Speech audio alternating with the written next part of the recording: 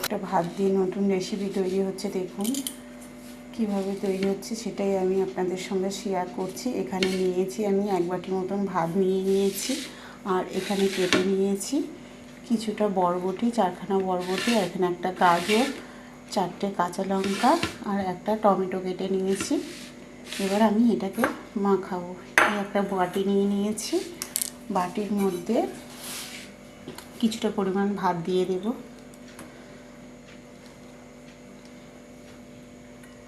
2 মুঠো ভাত দিয়ে দিয়েছি। এবার এর সঙ্গে মিশিয়ে দেব এই যে গাজর কেটে রেখেছিলাম ছোট ছোট করে, একটা গাজর কেটে রেখেছিলাম, এই গাজরটাকে দিয়ে দেব।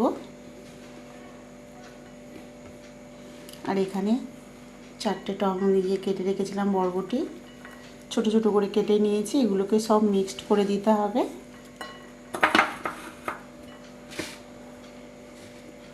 আর এর সঙ্গে দিয়ে দেবো একটা টমেটো কুচি আর 4টে কাঁচা লঙ্কা কুচি। যারা ঝাল খেতে ভালোবাসে তারা একটু ঝাল বেশি দিতে পারো, বা কম চাইলে কমও দিতে পারো। দিয়ে দিয়েছি। এর সঙ্গে এবার দিয়ে দেবো পরিমাণ মতন মশলা, স্বাদ মতন লবণ,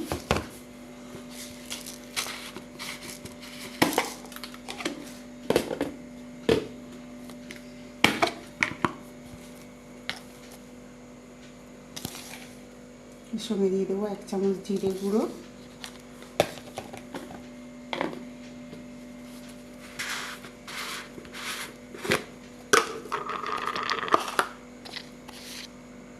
ছোটো চামচের 1 চামচ লঙ্কা গুঁড়ো,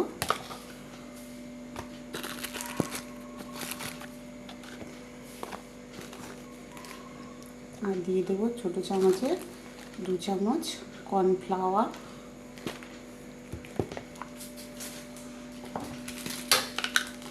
আর এর সঙ্গে অল্প করে 1 চামচের মতন চাট মশলা দিয়ে দেবো।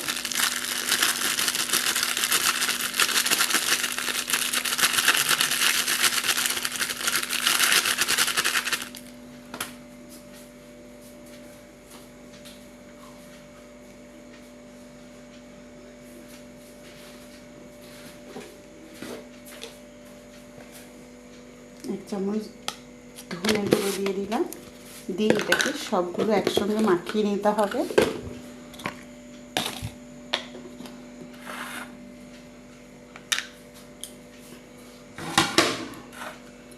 এবার আমি সবগুলোকে এরকম করে মাখিয়ে নেব।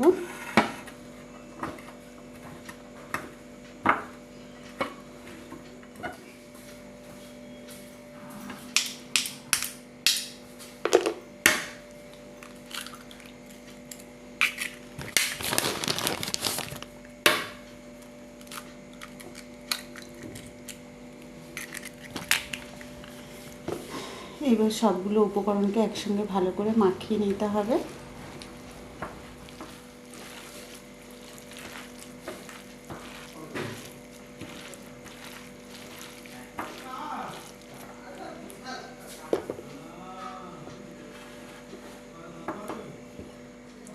তো বন্ধুরা, এখানে যে সব মাখানো ছিল, আর এখানে 2টো আলু সেদ্ধ করে নিয়েছি। এই সেদ্ধ আলুটাকে এর মধ্যে গ্রেট করে দিয়ে দেব।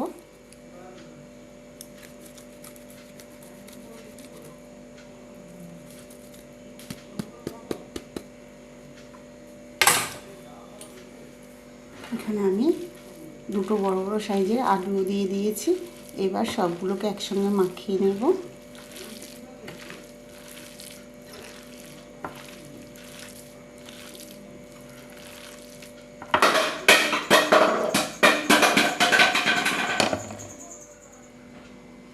যে বন্ধুরা দেখুন, আমি এরকম 4টে শেপ দিয়ে দিয়েছি, আর এটাকে আর খানিকটা আছে, এটাকে আমি গোল গোল করে পকোড়া স্টাইলে করে নেব।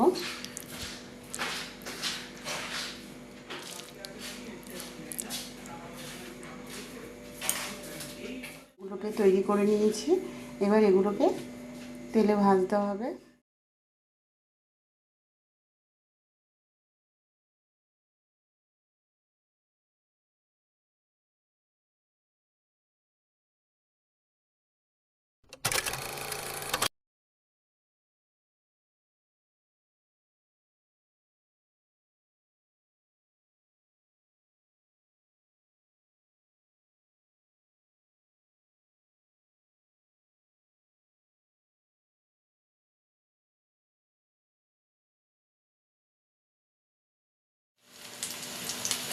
দেখুন আমার রাইস পকোড়াগুলো ভাজা হয়ে গেছে, কত সুন্দর হয়েছে, এক একটা কত বড় বড় হয়েছে, একটাও কিন্তু ভেঙে যায়নি।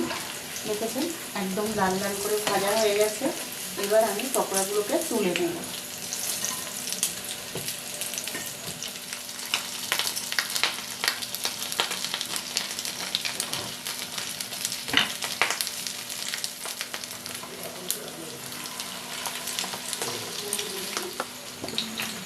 দেখুন বন্ধুরা আমার রাইস চপগুলো কত সুন্দর হয়েছে, এই যে একদম হয়ে গেছে। এবার আমি একটা একটা করে নামিয়ে নেব। এইভাবে একদম ঘরোয়া পদ্ধতিতে আপনি যে কোনো একদম জাস্ট 10 থেকে 15 মিনিট সময় লাগবে, এইভাবে নতুন নতুন রেসিপি তৈরি করে নিন। আর এটা খেতেও ভীষণ টেস্টি হয়। যে রাইস চপ, রাইস দিয়ে পকোড়া এইভাবে তৈরি করে নিন একদম ঘরোয়া পদ্ধতিতে। আপনার বাড়িতে যা মশলা আছে সেগুলো দিয়েই তৈরি হয়ে যাবে। এর জন্য বাজার থেকে কিছু এক্সট্রা করে কোনো মশলা কিনতে হবে না, ঘরে থাকা মশলাগুলো দিয়ে এটা হয়ে যাবে। আর এটা ভীষণ খেতে টেস্টি হয়। দেখুন কত সুন্দর দেখতে হয়েছে, আপনি না বললে কেউ বুঝতেই পারবে না এটা রাইস দিয়ে তৈরি হয়েছে। এই দেখুন বন্ধুরা আমার 1 প্লেট রাইস চপ আর রাইস পকোড়া হয়ে গেছে। এই দেখুন কত মুচমুচে হয়েছে, এই যে একদম সুন্দর মুচমুচে হয়েছে, এই যে এত সুন্দর টেস্টি হয়েছে। দেখুন মচমচ করছে, এটা খুব সুন্দর খেতে হয়েছে। পকোড়াগুলোও খুব সুন্দর হয়েছে, একদম শক্ত হয়ে গেছে। দেখুন এটা কিন্তু খুব মচমচে হয়েছে। এইভাবে রাইস দিয়ে আর সবজি দিয়ে তৈরি করুন রাইস চপ, রাইস পকোড়া। আর এখানে আমি দিয়ে দিয়েছি সস, টমেটো সস দিয়ে দিয়েছি, আর তার সঙ্গে দিয়ে দেবো চিলি সস, 2 রকম সস দিয়ে দিয়েছি। এবার পরিবেশনের জন্য রেডি। তবে রেসিপিটা ভালো লাগলে শেফালির রান্নাঘরটাকে অবশ্যই সাবস্ক্রাইব করুন।